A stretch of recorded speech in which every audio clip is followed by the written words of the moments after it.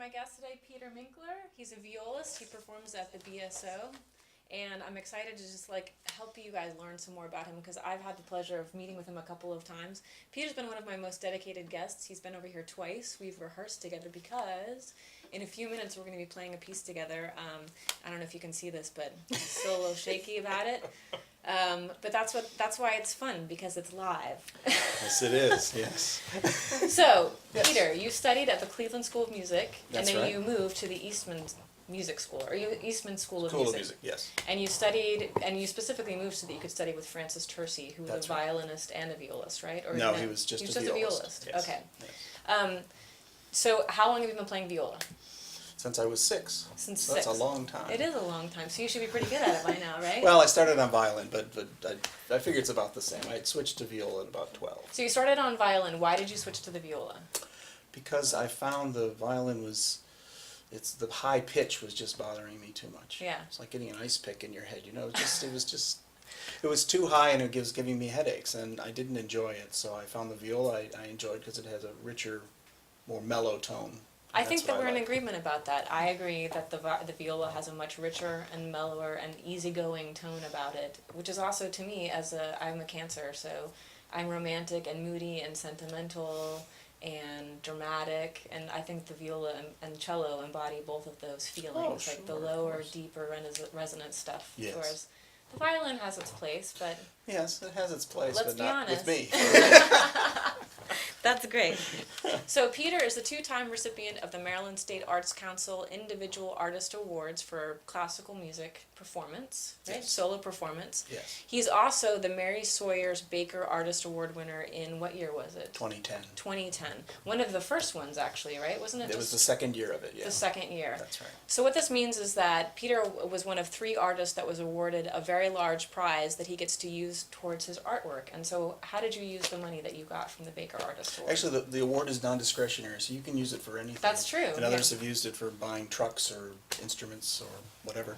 I used it to commission some pieces, and actually one specific piece right now. It's called Dark Bells, and it's by the composer Jonathan Leshnoff. And I just played the world premiere in Fort Wayne, Indiana on May 10th. And it was very successful, and I'm hoping to do it here sometime soon. Let's talk about that process. Yes. So you commissioned the piece shortly after you won the award, Yes. but it's just now being performed. So this process takes so many years. Why does it take so many years? Well, it started out with Jonathan, of course, agreeing to write the piece, And which took me a Jonathan's a little bit. professor at Towson State, Yes, right? at Towson University, and he's a world-renowned composer now. He's having his pieces played everywhere, so that's great for him. So when I asked him, it took a while then to decide the structure of the piece, because I didn't want a concerto, which is usually 3 movements, fast, slow, fast. I wanted something that was a little different. I wanted to use text. I wanted a chorus as well as an orchestra, and so all of those things took time to come together. We decided on the text first, which was Edgar Allan Poe, which I thought was great, Baltimore connection. Absolutely. And since Poe is buried here, and Jonathan is here, and I'm here, and so it all worked.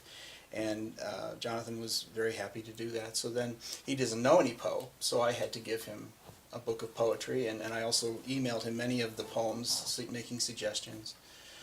Finally, he came up with a structure of 5 movements. It's sort of an arc, with the longest movement in the middle, Alone, which is a poem by Poe. And he came up with a structure. He wrote the music. He wrote out all the parts. All the parts have to be then checked for an orchestra and a chorus. The chorus has to learn the piece. The orchestra has to learn the piece, And and this then is it all a pretty, comes together. And I think that people need to understand that this is not a small chorus. This is not 15 people. It was performed with a No. chorus of how many people? I'd say 70 maybe? 70-piece chorus. Right. And it was the Fort Wayne, Indiana Orchestra, right? Yes, the Fort Okay. Wayne Philharmonic and the Fort Wayne Chorus, and the orchestra was a regular orchestra as well. It wasn't quite as large as, say, a Mahler type orchestra, but it was substantial enough. That's for sure. How did you feel after so many years of this process working with Jonathan? Was he there also to see the premiere of it? Unfortunately, he couldn't come. He had a family illness, but we certainly. I met with him about a month before, myself and he and the conductor as well, Andrew Constantine, who's lives here in town but is the music director there in Fort Wayne. So Okay. we met, we talked about the piece, how things would fit together, and that sort of thing, and so it was great. I felt very comfortable going into that. But the orchestra just rehearses without you being there. Then you show up and you get to have a couple of rehearsals as well with them, or do you all rehearse together? In this instance, we all rehearsed together. We had 3 rehearsals before the concert. But then just one performance. But just one performance, yeah. I totally understand how that feels to dedicate a lot of time to just one performance, and then it's both thrilling and amazing, but then it's over. But then the piece is now there, Yeah. and it's alive, and it can be, hopefully, will be performed more and more often. Good. But it's a huge undertaking. I understand that, and so I hope that we perform it here in Baltimore, as I said. I think that we should I think it's advocate perfect, for that. but yes, let's do it here. Maybe the Baltimore Symphony Orchestra should perform it. Yeah, or the Choral Arts Society or somebody. Yes. Yes, that would Peter be also nice. plays with my friend Tom Hall, who's the director of the Baltimore Choral Arts Society, and Peter is part of their string ensemble that performs. Of their orchestra, yeah, yes. the yes. orchestra. Mhm. So that would be wonderful to see Yeah. the Baltimore Choral Arts Society perform that. So, we already talked about that. I want to talk about his 2 CDs. We've got Viola Soul and Inner Voice, both of these CDs. Where can you purchase them? Because I noticed that you can find 4 of the tracks on iTunes of this one, but then That one's not there anymore? this one is still on iTunes, so you can download them. But I feel like having them in CD form is a little bit better for We this can type talk of about music. CDs, Yes. yeah, but yeah, those can be bought or purchased directly from Centaur Records, who Okay. is my record company who put them out. Oh, So, great. yeah. Are they also at Ondi Music by any chance? They can be ordered through Ondi Music, Okay. but I don't know if So they're if there you're in regularly or Baltimore, not. you can go to Ondi Music. Okay. Yeah, Amazon as well, I think, has them, and so other places have them. What do you feel like when you went into the studio? Did you feel? I mean, a lot of these pieces are. There's a Rachmaninoff piece on here, isn't there? Or did I Nope. read that? No, there's Stravinsky. I'm so sorry. okay. Shostakovich. That's what we were talking Yes. about. And you are going to play a Stravinsky piece for us Yes, in I a few will. minutes. Yes. Okay. So going into the studio, it was Oh, yeah. interesting to. That's okay. I lost my train of thought. Thank you for prompting me. It's quite warm in here because it's 92 degrees outside and we live in an old Victorian without air conditioning. It's So July 13th. What are you going to do? exactly. It's hot. So I found that I wanted to. I have some pieces that I really feel strongly that I play well, and I wanted to put them down so that they On were tape. there for my Yeah. So I did that with the first one, the Viola Soul one. Yeah. And they were all unaccompanied pieces, which I figured was the cheapest and the easiest to do. Yeah. And they're also pieces that mean a great deal to me. So after that CD, I used the tracks from that to apply for the Baker Award. Okay. Gotcha. And I got the Baker Award, and I decided to make one with piano. So my pianist here was Laura Laura Johnson. That's right. And we made that one, the second one, Yes. at... Inner Voice. Yes, we made that at Morgan State in their Oh, cool. large hall. Yeah, they were very, very nice about all the arrangements. It was great. We did it during a summertime, and So you have in Yeah. their performance hall, so you can be using their natural acoustics to be recording the. yes, but like today, it was very hot, so we'd have to have them turn the air conditioner off so you don't hear that in the background, especially for the piece we're going to play, which Yeah. is very quiet. Yes. So we had to kind of sweat it out at times, but it was fine. It was great. I mean, they were very nice about it, as I say, and they were very accommodating. So it worked out well. And that CD as well is the one that came to the attention of Warner Brothers. Yes. Yes, which is a piece we're going to play. Yes. So I had posted this on Facebook earlier, but there's a piece that Peter and I are going to play at the end of the show that you will probably recognize from the trailer for the movie Gravity, which That's I thought right. was a beautifully done movie and very, very interesting and claustrophobic and silent and very open. That's right. The thing about performing on an instrument such as the viola as a solo piece is so important to me because we talked about this in our conversations that the idea of space and sound, and I feel like I live in a noisy world, and so to have a single voice or a single instrument sort of poke through that, part of it is not about you're trying to overwhelm people with sound, you're trying to draw them in almost with the lack of volume. That's right. And that you have to listen very, very carefully, and how important that is to both of us. Where's my question in there? I don't know if I have a question in there. I'm agreeing with you. I think that's just something that we can agree on. Yes. The viola is not necessarily considered sort of the star of the orchestra. No, in fact, it's just the opposite. It's the butt of the jokes and the heel of Why? that. Yeah. I never understand that. Well, the reason being that in a couple of centuries ago, if a violinist couldn't play anymore, they'd put them in the viola section. Oh, really? Yeah, so the worst players would get stuck there. But then violas got better and better because they found the instrument more interesting, and then repertoire became more prevalent, and then suddenly we're on the same level as everybody else. But And speaking of repertoire, it seems Yes. that there are composers who've been writing specifically for viola. So I was one of your interviews mentioned Berlioz's Harold in Italy, which was originally commissioned by Paganini, right? That's right. But it was because he had gotten a Stradivarius viola, and he said, "I don't have any music to play on this instrument. I need you to write something specifically for this instrument." Right. But then Paganini didn't end up even playing it. Well, the story was that he looked at the first movement and said, "There isn't enough for me to do, so forget it." But he still gave him the commission fee, so it all worked out. It's a beautiful piece too. Well, but as the piece goes on, the violist plays less and less, until by the last movement, you're trained to stand there and look great for about 10 minutes while the orchestra is playing, and then you finally come in at the end.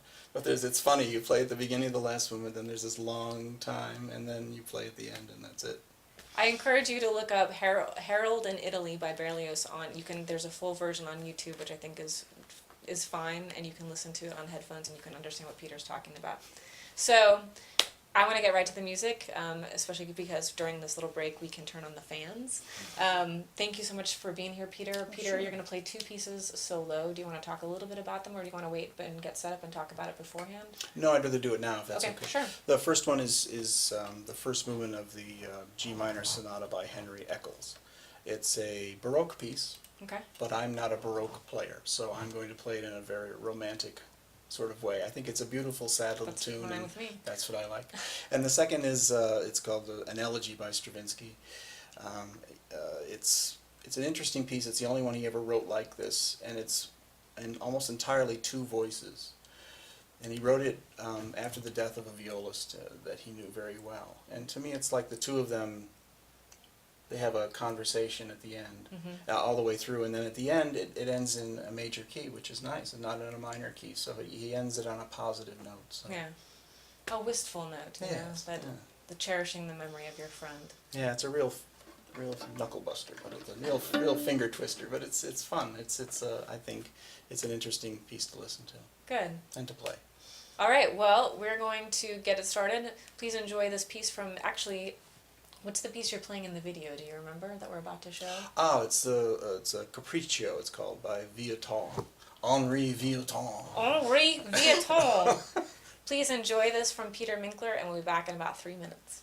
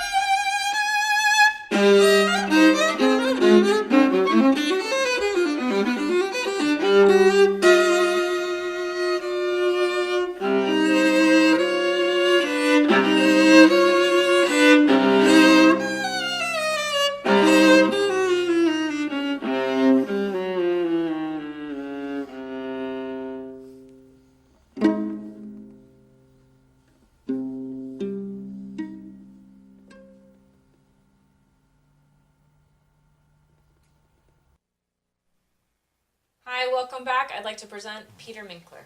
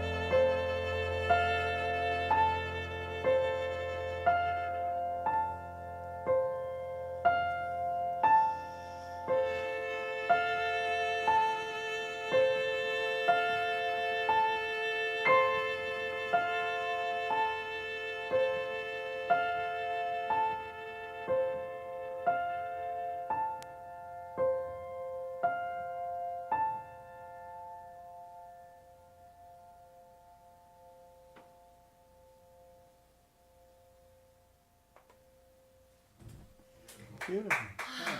Bravo.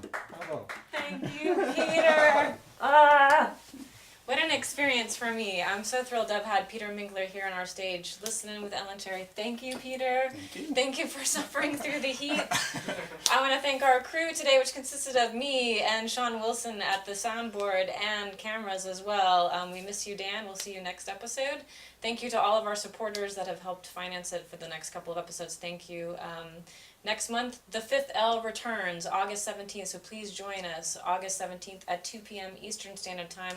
You can check out Season 1 and most of Season 2 at ellencherry.tv, and I hope to see you again soon. Please be safe and enjoy this track from one of Peter's albums as we watch the closing credits. Thanks, y'all.